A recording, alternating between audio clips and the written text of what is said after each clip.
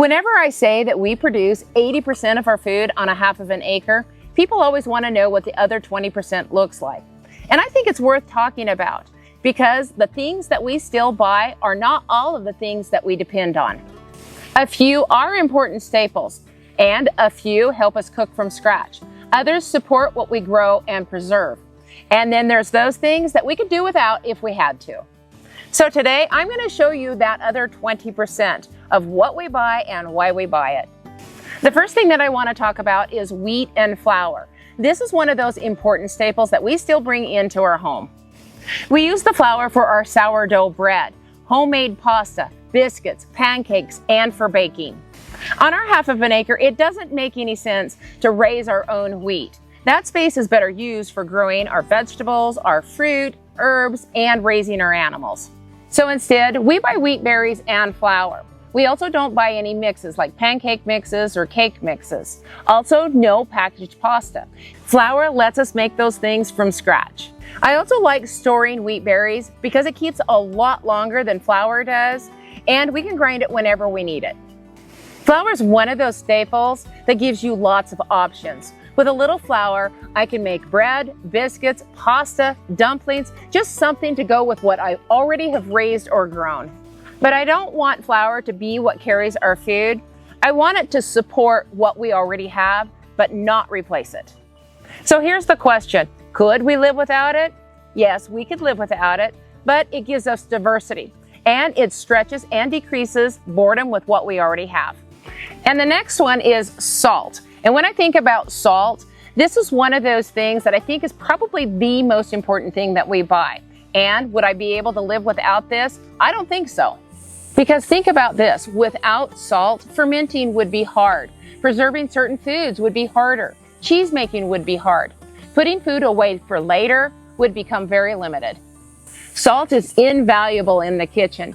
It's used in everyday cooking, but more than that, it can take something that's fresh and make it last longer. We keep real salt stocked. It stores very well, and it actually doesn't have an expiration date, and it doesn't take up much room, and a little goes a long way. Salt is one of those pantry staples that I really wouldn't want to go without. We also buy raw organic cane sugar. Now this is something that we don't use like we used to. The main purpose of this is for preserving fruits like jams, jellies, pears, and peaches that we put up for later. Sugar will preserve the color, and it'll also give you a little bit of flavor with your bottled fruit. And for jams and jellies, it just helps with the texture as well as the set. Now this is something that I grew up with, and we're starting to transition to where we're using less and less. And for preserved fruit, we're starting to lean more towards using juices like apple juice for preserving our fruit. For everyday sweetening, we like to use honey instead of the sugar. This is for things like a cup of tea or baking or anything that we just want that natural sweetness. The truth is, if I didn't bottle fruit or make jams and jellies, we wouldn't even have a need for sugar at all. I could dry the fruit, freeze dry the fruit, or preserve it in a way that didn't require the sugar, like using the apple juice. The main purpose of this is for preserving fruits like jams, jellies, pears, and peaches that we put up for later. It does have a specific job here, and that job is for during the preserving season. Another thing that we buy, and this category isn't very huge, but I do like to keep it in the pantry, and that's oats, quinoa, and some other grains like wild rice. Oats is probably the biggest one out of these because I like to make granola with some of our dried fruits. It's a great quick breakfast, again, with some fresh fruit or some dried fruit, and I like to use it in baking. Quinoa is something that we don't use every day, but it does make a great meal mixed with some of the vegetables from the garden. This is one of those areas that I don't feel like I need a lot of. I'm not trying to build my pantry around grains, but I do like having a small amount of them. So oats, quinoa, and other grains we still buy, but they're just a small part of the pantry. They're not a major part of what we eat. This next one, I actually wouldn't want to be without, but if I absolutely had to, then I could. And this one is olive oil. This category is actually a really good example how our food system has changed over the years. I do grow some olives here, and I brine those. I don't press them into olive oil though. For our kitchen, olive oil is really important. I use it in salad dressings, on fresh foods, as well as in some baking or cooking where the lard just won't do.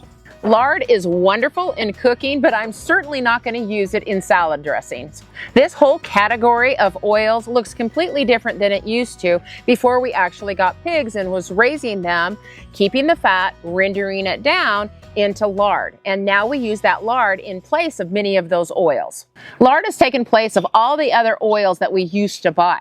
It's excellent for making biscuits, frying, baking, and excellent pie crust. So lard and olive oil is the only things that we use in our home. And olive oil is the only one that we buy. And I think that's what's so important about this whole 20% thing. It's not set in stone.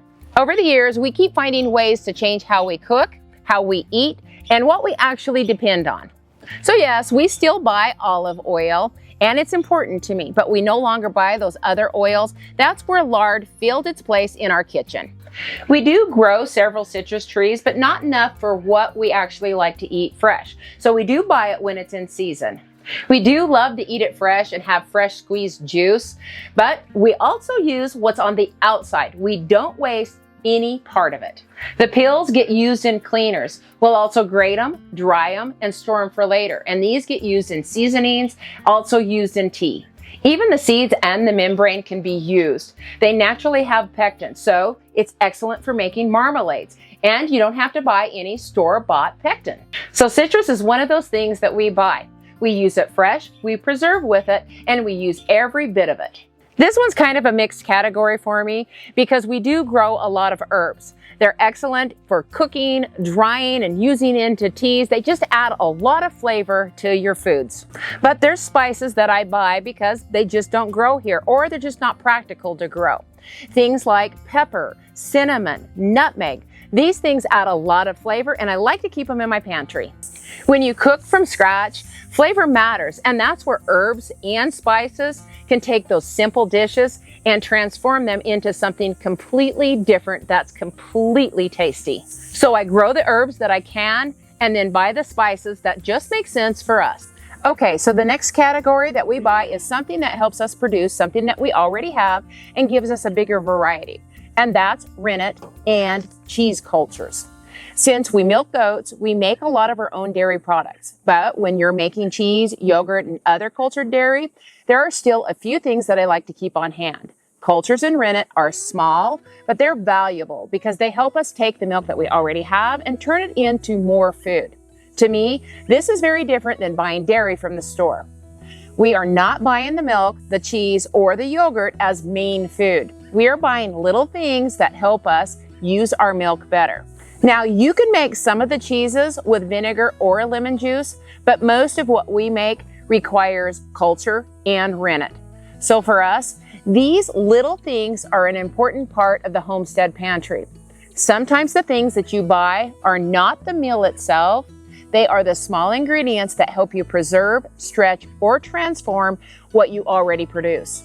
So cultures and rennet are still things that I buy, but they support our dairy system instead of replacing it. The next thing that we still buy is baking supplies. This would be those things like baking powder, baking soda, cocoa powder, vanilla, arrowroot, or even cornstarch. Now, these are not items that we use in huge amounts, but if you bake and cook from scratch, they're valuable things to keep in the pantry. They make it possible to take simple ingredients and turn them into biscuits, pancakes, muffins, cakes, quick breads, sauces, gravies, all kinds of homemade foods. And this goes along with what I said about flour. We're not buying any boxed mixes or foods, but we keep the basic ingredients that allow us to make those things ourselves. Baking powder and baking soda are especially useful because they give lift to quick breads, biscuits, pancakes, and other baked goods without needing to buy a mix. Cocoa powder and vanilla are more for flavor, and arrowroot or cornstarch is something that I like to have for thickening. So baking supplies are still something that we buy, but they are a small pantry item that lasts a long time and help us cook from scratch. When I look at a day's worth of meals on our homestead, it can look like this. Breakfast can be eggs, maybe an omelet with spinach, onions, and some feta cheese.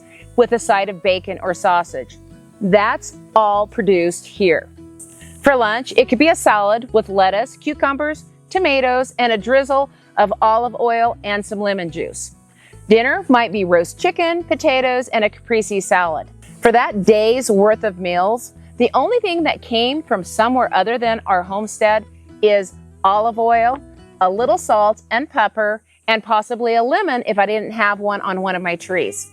That goes to show how you can produce a lot of your own food on small acreage. And if this is the kind of thing that you're trying to build for your own home, this is exactly why we created our homesteading course. Because homesteading is not just about planting a garden or adding animals. It's about learning how all of those pieces work together. The garden, the animals, the pantry, preserving, cooking from scratch, and making better use of what you already have. We created this course from years of doing this ourselves, and it's meant to help you start where you are, avoid some of the mistakes, and build a homestead that actually works for your space. I'll leave a link below if you want to learn more. So that's what the other 20% looks like for us. Some of it is important. Some of it helps us cook from scratch. Some of it helps us preserve food, and some of it simply gives us more options. But growing your own food is about more than just food security. It is hard work, it's daily work, and it's not for everyone. But for us, it means that we're eating good, quality food from our own land. We know what went into it. We know how it was grown, raised, harvested, preserved, and put away.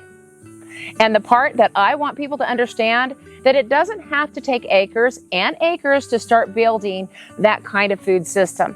We're doing it here, just on a half of an acre, by growing intensely, growing with purpose, and making every space work. So yes, we still buy some things, and it may look a little different from year to year.